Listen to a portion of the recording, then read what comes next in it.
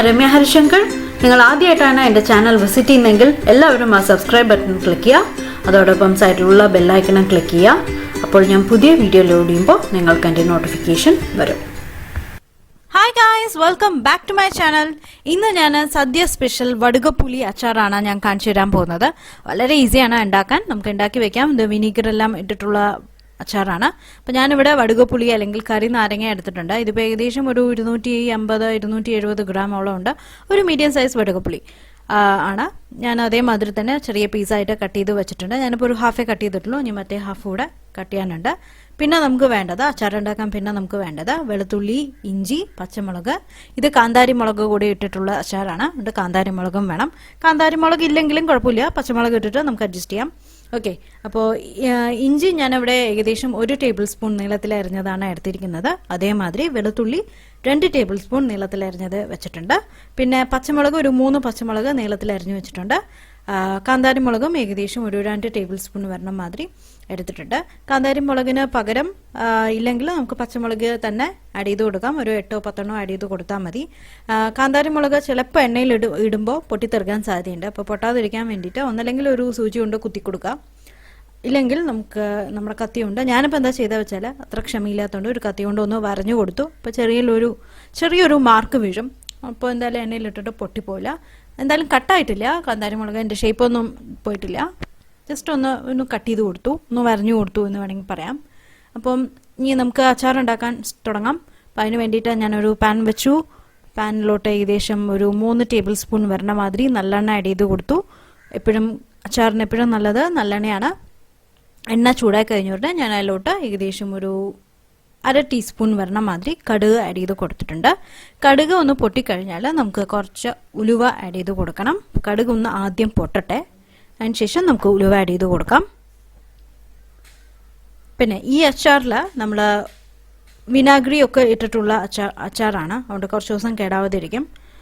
നേരത്തെ തന്നെ ഉണ്ടാക്കി വെക്കാം. ഓക്കെ, ഞാൻ 2-3 ദിവസം വീഡിയോ ഇടാൻ വിട്ടുപോയി, കുറച്ച് ബിസി ആയിരുന്നു.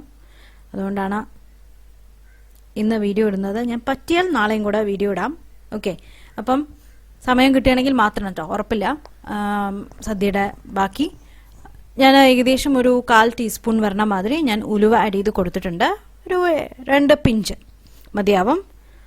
അതൊന്ന് ലൈറ്റ് ബ്രൗൺ നിറായി വന്നാൽ പെട്ടെന്ന് തന്നെ ആവും, കാരണം ഓൾറെഡി എണ്ണ ചൂടായിരിക്കല്ലേ. അതിലോട്ട് നമുക്ക് ഇഞ്ചി, വെളുത്തുള്ളി, പച്ചമുളക്, കാന്താരി മുളക് കട്ട് ചെയ്ത് വെച്ചത് ആഡ് ചെയ്ത് കൊടുക്കാം. അതിൻ്റെ കൂടെ കുറച്ച് കറിവേപ്പിലയും കൂടെ ആഡ് ചെയ്ത് കൊടുക്കണം. അപ്പോൾ ഇതൊന്ന് ആ പച്ചമണമൊക്കെ ഒന്ന് പോയി ഒന്ന് റോസ്റ്റ് ചെയ്ത് വരട്ടെ. അതിനുശേഷം നമുക്ക് കറി നാരങ്ങ, അതിന് മുമ്പായിട്ട് നമുക്ക് കുറച്ച് വിനീഗർ ആഡ് ചെയ്ത് കൊടുക്കണം. പിന്നെ നമുക്ക് പൊടികൾ ആഡ് ചെയ്ത് കൊടുക്കണം. ഇത് 2 ടൈപ്പിലും ആക്കാം. ഞാനിതിൽ മുളക് പൊടി ഇട്ടിട്ടുണ്ട്. മുളക് പൊടി ഇല്ലാതെ ഉണ്ടാക്കാം. ഞാൻ സാധാരണ മുളക് പൊടി ഇല്ലാതെയാണ് ഉണ്ടാക്കാറുള്ളത് മിക്കവാറും.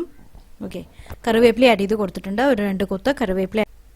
ഇപ്പോൾ കറിവേപ്പിലയും കൂടെ ആഡ് ചെയ്ത ശേഷം നമുക്ക് നന്നായി ഒന്ന് മിക്സ് ചെയ്തെടുക്കാം. അതിൻ്റെ പച്ചമണമൊക്കെ ഒന്ന് പോട്ടെ. കറിവേപ്പില ചെറുതായിട്ടൊന്ന് വാടിയതാണ്, കുഴപ്പമില്ല. എൻ്റെ ഫ്ലേവറൊന്നും നഷ്ടപ്പെട്ടിട്ടില്ല, അതുകൊണ്ടാണ് ഞാൻ ആഡ് ചെയ്തത്. ഫ്രഷ് ആണെങ്കിൽ കുറച്ചുകൂടെ നല്ല ഫ്ലേവർ കിട്ടും. ഇനി ഞാൻ ഇതിലോട്ട് എൻ്റെ പച്ചമണമൊക്കെ ഒന്ന് പോയി ഒന്ന് കണ്ടില്ലേ, അതിൻ്റെ കളർ ജസ്റ്റ് ഒന്ന് ലൈറ്റ് ബ്രൗൺ നിറായി വന്നിട്ടുണ്ട്. ഒരുപാടൊന്നും കളർ മാറാൻ നിൽക്കല്ലേ. അപ്പോൾ ഇനി ഞാൻ ഇതിലോട്ട്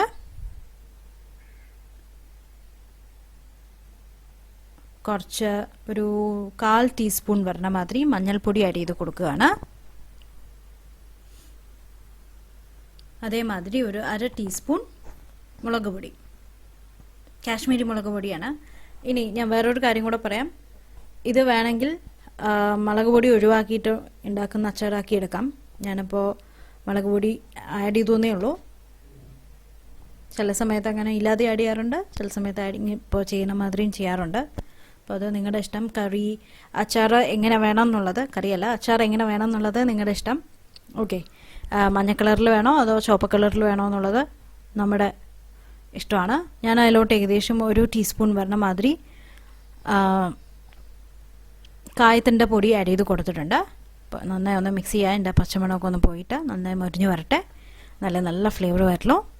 ഇനി നമുക്ക് ഇതിലോട്ട് ഏകദേശം ഒരു 1.5 ടേബിൾ സ്പൂൺ വരണ മാതിരി ഞാൻ വിനീഗർ ആഡ് ചെയ്ത് കൊടുക്കുകയാണ്. കണ്ടോ നന്നായി പതഞ്ഞ് വരുന്നുണ്ട് വിനീഗർ ആഡ് ചെയ്തപ്പോൾ. ഇനി നമുക്ക് ഇതിലോട്ട് നമ്മൾ നേരത്തെ കട്ട് ചെയ്ത് വെച്ച കറി നാരങ്ങ അല്ലെങ്കിൽ വടുകപ്പുളി ആഡ് ചെയ്ത് കൊടുക്കാം. ചെറിയ പീസസ് ആയിട്ടാണ് കട്ട് ചെയ്ത് വെച്ചിരിക്കുന്നത്. അപ്പോൾ നിങ്ങൾക്ക് വേണമെങ്കിൽ മീഡിയം പീസസ് ആയിട്ട് കട്ട് ചെയ്തെടുക്കാം, കുറച്ച് വലിയ പീസസ് ആയിട്ട് കട്ട് ചെയ്തെടുക്കാം. ഓക്കെ, ഇതിലും ചെറുതാക്കി കട്ട് ചെയ്തെടുക്കാം. ഇപ്പോൾ ഞാൻ വടുകപ്പുളി അല്ലെങ്കിൽ കറി നാരങ്ങയും കൂടെ ആഡ് ചെയ്ത് കൊടുക്കുക. ഇനി ഞാൻ കുറച്ച് നേരം ഇത് വെക്കാൻ പോവാണ്. കാരണം നമുക്ക് കറി നാരങ്ങ ഒന്ന് വെന്ത് വരണം, അതേമാതിരി അതിൻ്റെ വെള്ളം ഒന്ന് പോയി കിട്ടണം. എണ്ണ മെല്ലെ ഒന്ന് തെളിഞ്ഞു വരുന്ന സമയത്ത് നമുക്ക് ബാക്കി ലാസ്റ്റ് ഫൈനലി നമുക്ക് കുറച്ച് ഉലുവ പൊടിച്ചതും കുറച്ച് പഞ്ചസാരയും കുറച്ച് ഉപ്പും, നമ്മളിതുവരെ ഉപ്പ് ആഡ് ചെയ്തിട്ടില്ല, ഞാൻ ലാസ്റ്റാണ് ഉപ്പ് ആഡ് ചെയ്യാൻ പോകുന്നത്. ഓക്കെ, അപ്പോൾ ഇതാദ്യം ഒന്ന് നന്നായി വെന്ത് നന്നായി വെള്ളമെല്ലാം തിളച്ച് ഒന്ന് മെല്ലെ പതുക്കെ ഒന്ന് എണ്ണ തെളിഞ്ഞു വരുന്ന പോലെ ആവട്ടെ. അതിനുശേഷം നമുക്ക് ബാക്കി പൊടികളും കൂടെ ആഡ് ചെയ്തിട്ട് അച്ചാർ റെഡിയാക്കി എടുക്കാം. അത്രേ ഉള്ളൂ, വളരെ ഈസിയല്ലേ ഉണ്ടാക്കാൻ, പെട്ടെന്ന് ഉണ്ടാക്കാൻ പറ്റുന്നതാണ്, അധികം പണിയൊന്നുമില്ല. ഉലുവയുടെ പൊടി വേണമെങ്കിൽ വീട്ടിൽ തന്നെ ഞാൻ പൊടിച്ചതാണ്, അപ്പോൾ അതും കൂടെ ആഡ് ചെയ്ത് കൊടുക്കാം. ഇപ്പോൾ പതുക്കെ ഒരു 5-6 മിനിറ്റ് ആയിട്ടുണ്ട്. ഞാൻ മീഡിയം ഫ്ലെയിമിലേക്ക് ഇട്ട് വെച്ചതാണ് തീയ. അപ്പം മെല്ലെ എണ്ണ തെളിഞ്ഞ് വന്നിട്ടുണ്ട്. ഞാൻ അതിലോട്ട് ഏകദേശം ഒരു 2 നുള്ള, അതായത് ഒരു 1/4 ടീസ്പൂൺ വരണ മാതിരി കുറച്ച് ഉലുവയുടെ പൊടി ആഡ് ചെയ്ത് കൊടുത്തു.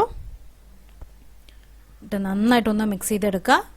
അതിൻ്റെ കൂടെ നമുക്ക് കുറച്ച് ഉപ്പ്, ലാസ്റ്റാണ് നമ്മൾ ഉപ്പ് ആഡ് ചെയ്ത് കൊടുക്കുന്നത്. അപ്പോൾ ലാസ്റ്റ് പിന്നെ ചൂടേറിയ ശേഷം ടേസ്റ്റ് നോക്കിയിട്ട് വേണമെങ്കിൽ പിന്നീട് ആഡ് ചെയ്ത് കൊടുത്താൽ മതി. ഉപ്പും ഒരു 1/2 ടീസ്പൂൺ വരണ മാതിരി ഞാൻ പഞ്ചസാരയും കൂടെ ആഡ് ചെയ്ത് കൊടുക്കുകയാണ്. ഇപ്പോൾ ഒരു 1/2 ടീസ്പൂൺ വരണ മാതിരി പഞ്ചസാര ആഡ് ചെയ്ത് കൊടുക്കുകയാണ്, അല്ലെങ്കിൽ ഒരു ചെറിയൊരു സ്പൂൺ ആഡ് ചെയ്ത് കൊടുത്താൽ മതി. ടേസ്റ്റ് നോക്കിയിട്ട് എല്ലാം ഒന്ന് ബാലൻസ് ആവും, ആ പുളിയും ഉപ്പിൻ്റെ ടേസ്റ്റും ഒക്കെ ഒന്ന് ബാലൻസ് ആവും, അതിന് വേണ്ടിയിട്ടാണ്. ഓക്കെ, ഇത്രയേ ഉള്ളൂ, അച്ചാർ റെഡിയായി. എല്ലാം ഒന്ന് മിക്സ് ചെയ്യുക, ഒരു 2 സെക്കൻഡ് കൂടി ഇരിക്കട്ടെ, നന്നായി ഒന്ന് വെള്ളമൊക്കെ ഒന്ന് പോയിട്ട് നന്നായി എണ്ണ നന്നായി ഒന്ന് തെളിഞ്ഞ് വരട്ടെ. അതിനുശേഷം നമുക്ക് തീ ഓഫ് ചെയ്യാം. തീ ഓഫ് ചെയ്ത് കഴിഞ്ഞാൽ സെർവ് ചെയ്യാം, അത്രയേ ഉള്ളൂ. വിനീഗറെല്ലാം ആഡ് ചെയ്തുകൊണ്ട് കുറച്ച് ദിവസം ഇരിക്കും. ഇത് ഓണത്തിന് 2 ദിവസം മുമ്പ് തന്നെ ഉണ്ടാക്കി വെക്കുകയാണെങ്കിൽ നന്നായിരുന്നു. ഞാൻ ഇപ്പോൾ തലേ ദിവസമാണ് ഇടുന്നത്, അപ്പം ഇന്ന് ഇപ്പോൾ വീഡിയോ ഇട്ടില്ലേ, നാളെ തന്നെ ഉണ്ടാക്കിക്കോളൂ. ഉത്രാടത്തിന് വടുകപ്പുളി അച്ചാർ ആയിക്കോട്ടെ. ഓക്കെ, അപ്പം തിരുവോണത്തിന് ഇരുന്നോളും അച്ചാറെല്ലാം. ഇപ്പോൾ ഒരു 2 സെക്കൻഡ് കൂടെ ഞാൻ മിക്സ് ചെയ്ത് കൊടുക്കുകയാണ്. എണ്ണ നന്നായി തെളിഞ്ഞു വന്നിട്ടുണ്ട്, കണ്ടില്ലേ. ഇത്രേ ഉള്ളൂ, അച്ചാർ അല്ലെങ്കിൽ വടുകപ്പുളി അല്ലെങ്കിൽ കറി നാരങ്ങ അച്ചാർ റെഡിയായി. ഞാൻ തീ ഓഫ് ചെയ്തു. ബാക്കിയുള്ള ചൂടിലാണ് അതിപ്പോൾ തിളച്ചുകൊണ്ടിരിക്കുന്നത്. അപ്പോൾ ചൂടാറിയ ശേഷം ഞാനൊരു കുപ്പിയിലാക്കിയിട്ട് വെക്കാൻ പോവുകയാണ്. വേണ്ട സമയത്ത് നമുക്ക് കഴിക്കില്ലേ വേണ്ടോ. അപ്പോൾ എന്തായാലും എല്ലാവരും ട്രൈ ചെയ്ത് നോക്കുക. കണ്ടില്ലേ നമ്മുടെ കറി നാരങ്ങ അച്ചാർ അല്ലെങ്കിൽ വടുകപ്പുളി അച്ചാർ. അപ്പോൾ എന്തായാലും എല്ലാവരും ട്രൈ ചെയ്ത് നോക്കുക. ട്രൈ ചെയ്തിട്ട് അഭിപ്രായം പറയുക. പുതിയ ഓണം വിഭവമായിട്ട് നമുക്ക് രാത്രി അല്ലെങ്കിൽ നാളെ കാണാം. ബൈ.